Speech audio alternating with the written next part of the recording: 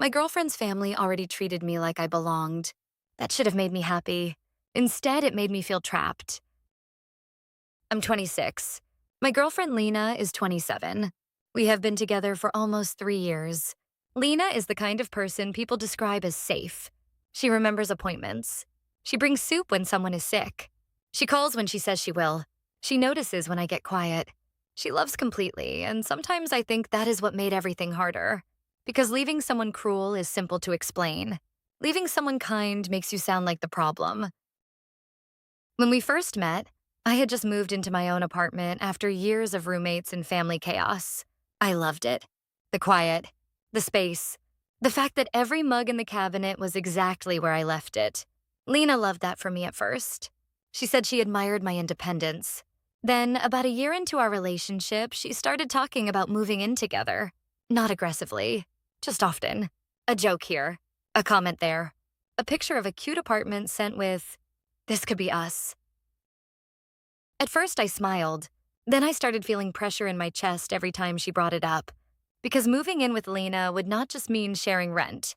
It would mean the start of a whole life plan she already seemed ready for.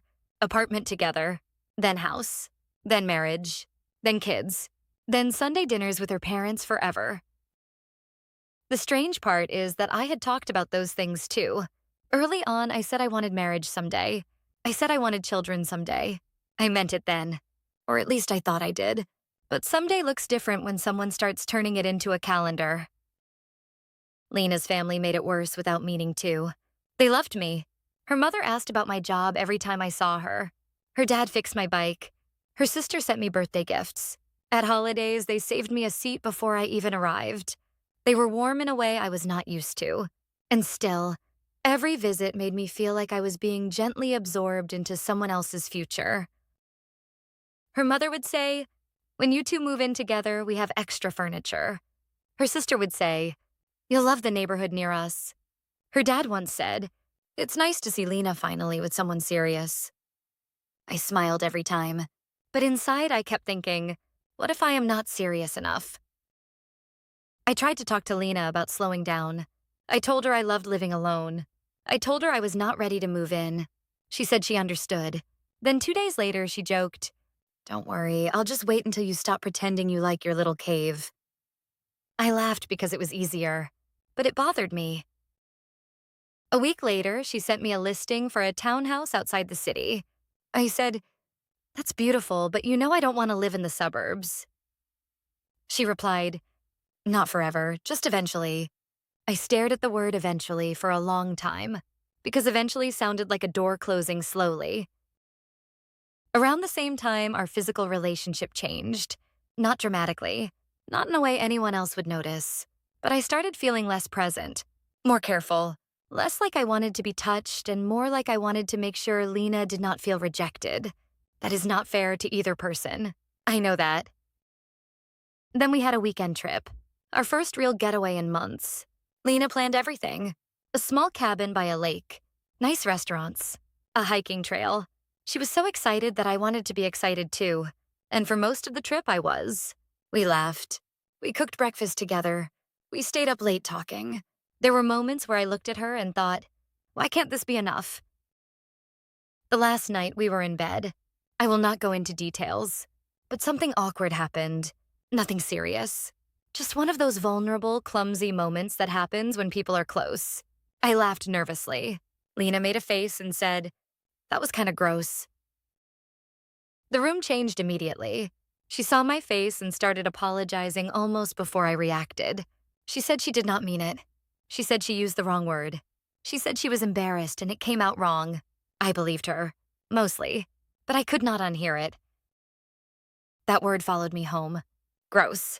It sat in my head during the drive, during work the next day, during every text she sent saying she loved me.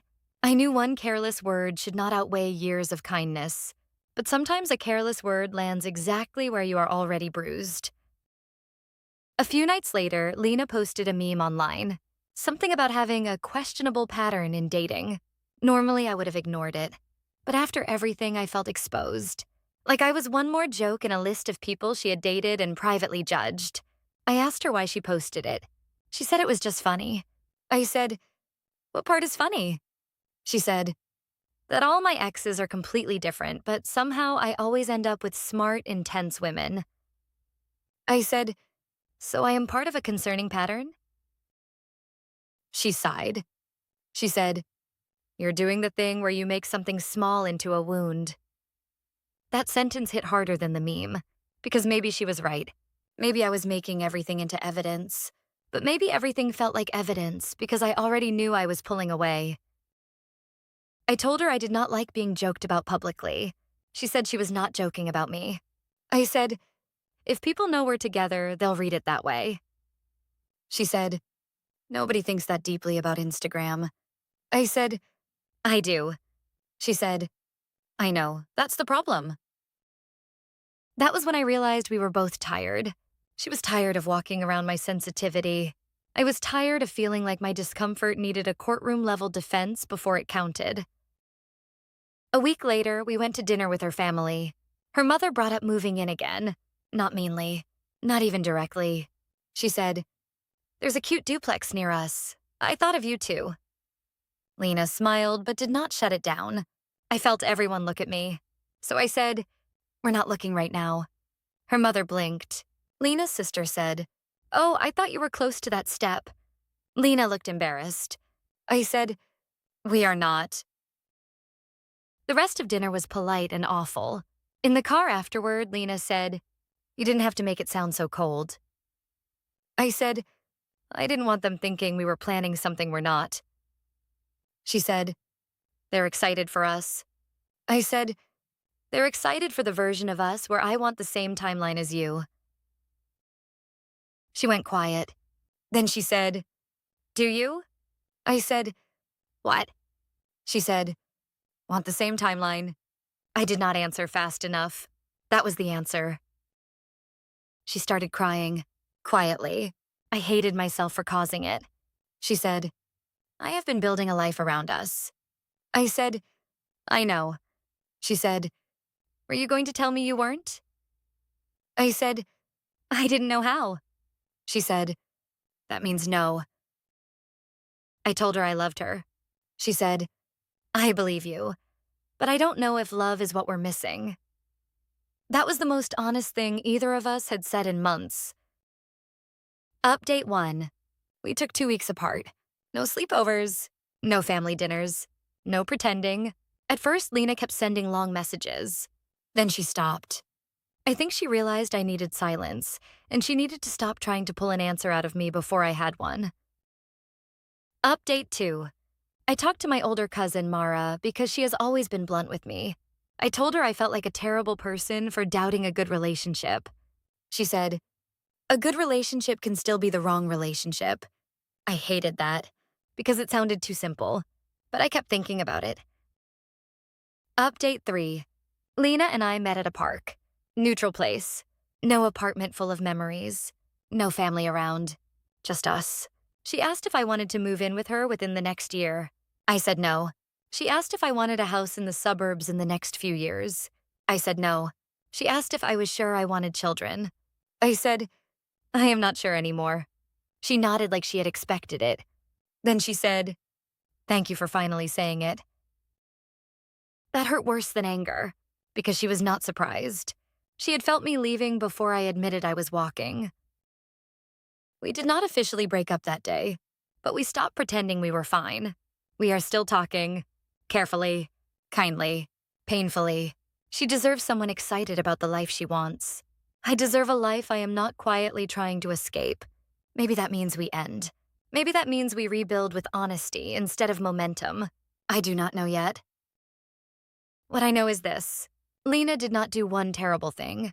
She made a careless comment. She posted a stupid meme. She pushed a timeline I had once encouraged. None of those things alone should end a relationship. But together, they showed me something I had been avoiding. I was not afraid of losing her because she was wrong for me. I was afraid of leaving because she had been so good to me. And those are not the same thing. Maybe people will say I wasted her time. Maybe they are right. But staying because someone loves you well is still not the same as choosing the future they want. And I think that is the part nobody wants to admit. Sometimes the kindest person in your life can still be asking for a life that feels like the end of yours.